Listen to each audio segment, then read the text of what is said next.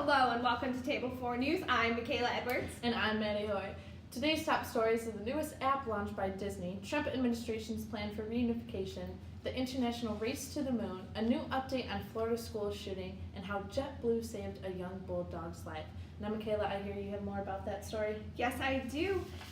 In our local news, a 3-year-old French bulldog named Darcy was on a JetBlue Airlines flight departing from Orlando on its way to Massachusetts when Darcy began to show signs of distress. Darcy's owner says that she began to pant and wheeze, all signs of respiratory difficulty. And after a few minutes, her tongue began to turn blue. With the quick thinking of the flight crew, though, they jumped into action and they treated Darcy for hypoxia. Hypoxia is a lack of oxygen in the body. They did so by placing an oxygen mask over her face. Michelle, Darcy's owner, immediately saw a change, saying, "I placed the mask over her face, and within a few minutes she became alert, and after a short time she didn't even want the mask." Darcy was in a very critical situation, and because of the crew's quick thinking, they saved her life. Michelle said, "I believe crew members Renaud and Diane saved a life. Some may reduce the value of this life because Darcy is a canine, but I do not." JetBlue later made a statement saying, "Well, we want to make sure all of our passengers have a safe and comfortable flight, including those on 4 legs. We're thankful for our crew's quick thinking and glad everyone involved was breathing easier when the flight landed in Worcester. Just like humans, dogs do experience adverse reactions due to the fluctuations in air pressure and oxygen levels within the airplane cabin. And French bulldogs, like Darcy, are very prone to these respiratory difficulties, and in many cases, airlines ban them from traveling in the cargo department of the airplanes for this reason. But thankfully, Darcy and her owner, Michelle, thankfully for the crew, thought on their toes, and now everyone can breathe a little bit easier." Glad to hear Darcy is doing well.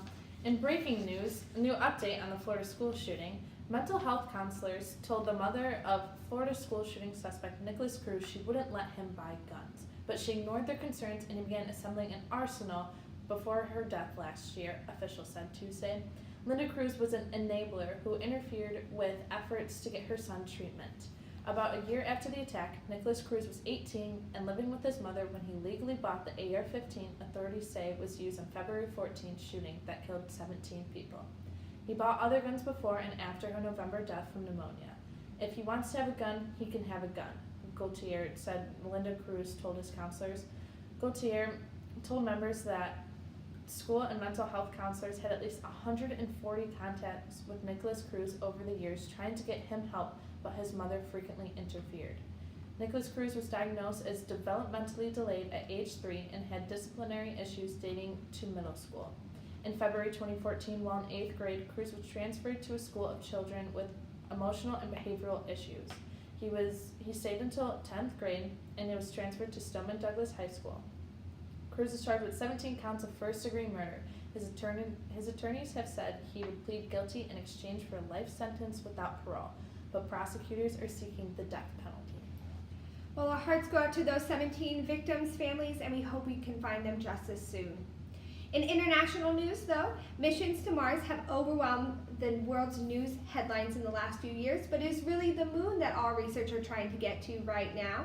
Nations all over the world are putting their national efforts towards missions to the moon, such as India, China, and Japan are racing to get their researchers out onto the moon. Currently, China and India both have lunar rover missions planned for later this year. The common goal is to begin to take advantage of the moon's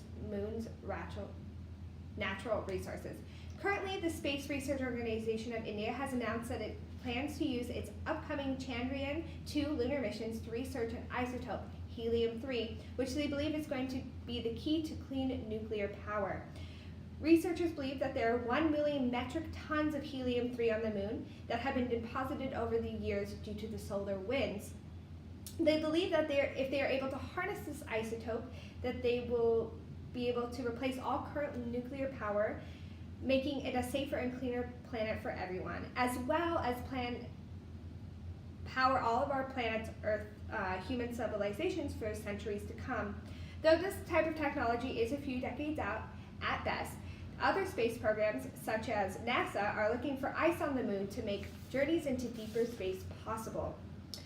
Last year, NASA announced the Deep Space Gateway, which is a lunar orbiter that will act as a spaceport to allow for research of the moon's surface in the near future and hopefully lead into missions to Mars in the unpredicted future. NASA expects to send the first parts of this Deep Space Gateway in 2022. Well, that's just around the corner then. In more urgent news, the Trump administration has said 27 young migrant children are not eligible for reunification with their parents, according to a court filing. 12 other children's mothers and fathers have already been deported from the U.S., said the government. Nearly 3,000 children were split from undocumented adults entering the U.S. The government is now bound by a court order to reunite children under age 5 by July 10th. The parents of 10 children were still being held in criminal custody after crossing the U.S. border without papers and have yet to be fully assessed. 8 other children's parents have a serious criminal history, including narcotics, human smuggling, murder, and robbery, that is delaying the process of being reunited. 2 other children cannot be reunited with their parents because of possible threat of child abuse. Some 75 of 102 separated children have been determined eligible to be reunited with their families, according to the Department of Health and Human Services. But as of Tuesday afternoon, the government said it only reunited 4 of those children with their parents. It is expected to reunite another 34 by the end of the day in accordance with the deadline. The government now will probably receive an updated order and deadline for reuniting these children. Trump administration attorneys have requested a flexible schedule for reuniting children since pieces of the process are out of hand. Another 10,000 or so migrant children are currently in U.S. custody after entering the country without parents. Well, I hope they can be reunited soon, Maddie. But speaking of families, Disney, the Walt Disney Company, released a brand new app for its guests called the Play Disney Parks app. This mobile app will turn every ride queue into an interactive gaming experience for the whole family to enjoy. This app is free to download and can be easily logged into with your Disney ID. Disney understands that the wait times for rides can get very long and keeping yourself preoccupied sometimes is hard, but with the new Play Disney Parks app, we hope to combat this problem. The group play feature on this app allows for families to play exclusive games and activities while waiting in line. Play alongside Woody and his friends in Playset Party and Toy Story Mania, or experience the wonders of Neverland in Off to Neverland at Peter Pan's Flight. Along with these interactive games, guests can listen to playlists made just for them with the help of Apple's Music. Users can create one-of-a-kind audio experiences for music and tracks from all over the Disney parks and resorts, as well as Disney songs we all know and love. They hope that this new app will enhance guest experience and making waiting in line a little more fun. Well, that sounds fun to me. That's been our news for today. I'm Maddie Hoey. And I'm Michaela Edwards. Catch us next week.